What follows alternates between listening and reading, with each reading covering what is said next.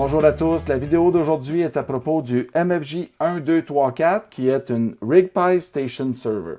Il s'agit d'un mini PC qui vous permet de vous connecter à distance à votre station et de contrôler vos appareils. De plus, cette petite boîte est un mini PC qui vous permet de faire, entre autres, des modes numériques dans la station, comme le FT8, et tous les logiciels nécessaires sont déjà préinstallés dans l'image qu'on appelle le RigPi ou le package de logiciels RigPi. Vous pouvez faire des modes numériques, vous pouvez également aller sur le web, aller naviguer ou encore envoyer et recevoir des courriels. C'est vraiment un mini PC, c'est pas très rapide, mais c'est très fonctionnel et ça vous permet surtout de prendre le contrôle de votre station à distance.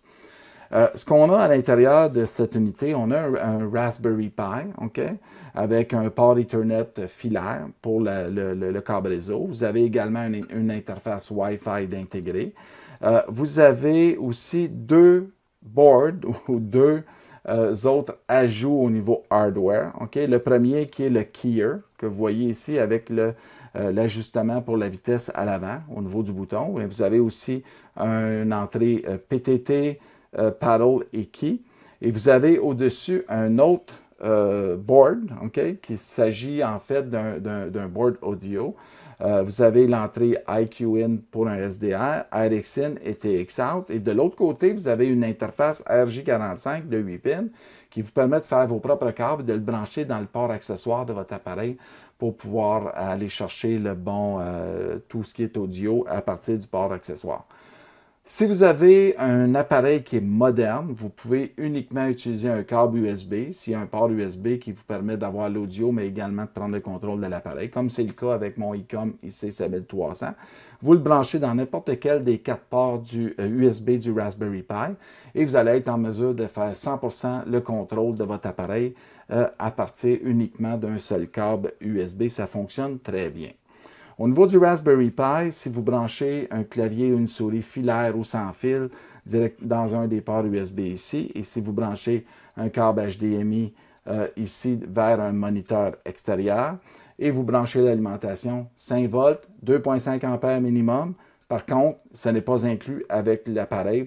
Vous allez devoir vous le procurer ailleurs ou commander celui qui est en option de MFJ.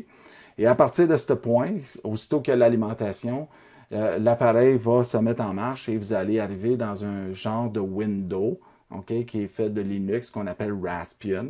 Et vous allez être en mesure avec le clavier souris de configurer votre Wi-Fi et de configurer aussi le logiciel RigPi. Le logiciel RigPi, dans mon cas, ça m'a pris environ 1 heure et j'étais en mesure de contrôler mon ICOM IC7300 à distance à partir de mon cellulaire, mon iPhone 8. Et ça fonctionnait très bien. Par contre, j'ai raffiné les configurations et les macros au fil du temps. Et ça me prend un certain temps avant de le mettre correctement à mon goût pour être en mesure d'opérer à distance, c'est maintenant le cas. Et ça fonctionne très bien. Ça demande quand même des connaissances pour être en mesure de le faire. Donc, ce n'est pas pour un débutant, malgré que c'est assez facile à configurer sans connaître Linux, à cause que c'est déjà pré-packagé, comme on dit en anglais. Fait que je vais procéder avec la démo et je vous reviens à la suite pour une finale. Avant de pouvoir vous connecter à l'appareil, vous allez devoir l'allumer et par la suite, vous allez pouvoir y connecter l'application. Présentement, ce que je fais, c'est une capture d'écran de mon cellulaire et vous allez voir un peu plus tard, l'audio que vous allez entendre provient du cellulaire également. Maintenant que l'appareil est allumé, on peut s'y connecter. La prochaine étape est d'aller chercher l'application Mumble et de vous connecter sur le deuxième serveur qui est inclus dans le RigPi afin d'y transporter l'audio. Et lorsque c'est fait, vous avez de l'audio. Portez attention aux fonctions que je vais utiliser. Vous allez voir que sur l'écran de l'appareil, qu'il allume lorsque je les touche au niveau de l'écran tactile, comme présentement.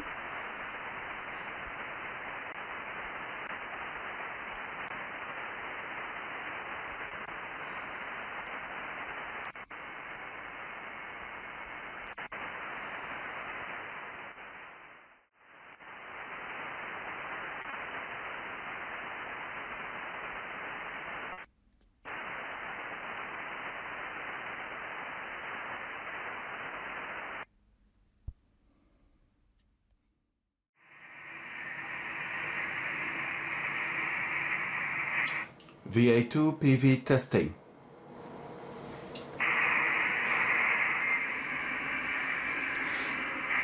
VA2 BBB, VA2 PV. VA2 PV, ici VA2 BBB, Pascal, je suis à ton écoute. Oui, merci pour le test, Pascal. J'étais un peu loin du téléphone parce que je filme avec la caméra présentement. Ah, ok, mais il n'y a pas de souci. Ici, ça rend bien, Pascal, signal S9 plus 20, avec une audio je peux dire qui est excellente. Il n'y a pas de trouble. Ben, c'est excellent, merci beaucoup. 73, merci pour le test. VA2 BBB, VA2 PV.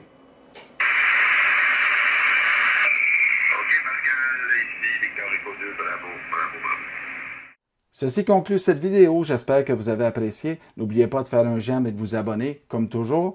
Le RigPi Station Server, c'est super le fun. On va dire ça comme ça. Et j'ai eu beaucoup de plaisir à m'amuser avec ce petit device.